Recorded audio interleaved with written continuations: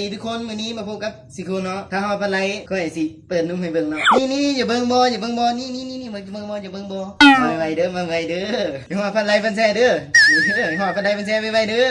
สิเปิดนี่ฟอแซ่กันเด้อฟอซอยแซ่กันเด้อเดี๋ยวสิโซ่นุ่มให้เบิ่งเนาะไวฟังมาเด้อโอ้ยสิกูแม่งบอกฟังเมื่อลางถอยเมื่อไรโซนนั่นอยู่นี่มึงเป็นคนลางเลยไม่ได้เปิดมาเป็นนุ่มจีซีนี่ว้านุ่มกูมันใหญ่เลยห่วยคุณไปแม่งไปไอ้คนมึงอะไรอ่ะข้าวผัดโอ้ยตูด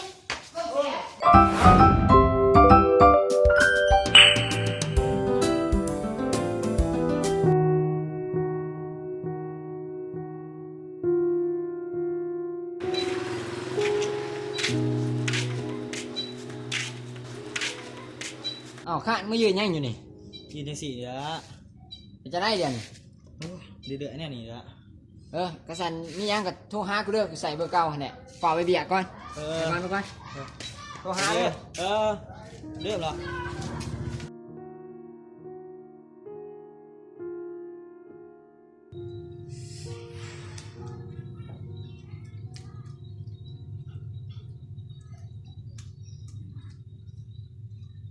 จะได้เลยเดือดแน่เลยละกระสันนี่ยังกับโทรหาเรื่องใส่เบอร์เก่าเนี่ยมากี่ตัววะ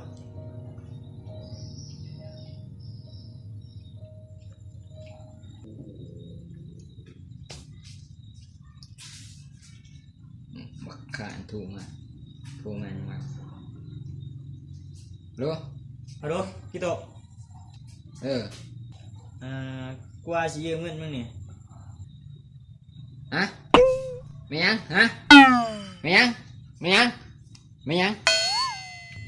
อ้าวข้าเป็นไงโอ้เราสิยืมเงินก็มายืมผีเอ้ย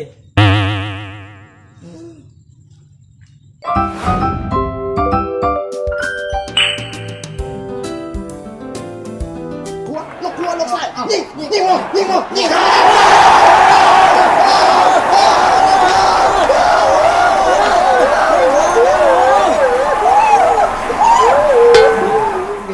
มึงอย่าตีกูมึงเนี่ยแม่มึงอย่า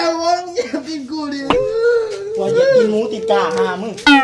ผมยิ้มแม่มึงอย่าตีกูมึงเจอไปเลยบอกว่ากูจะฆ่ามึงฆ่าเลย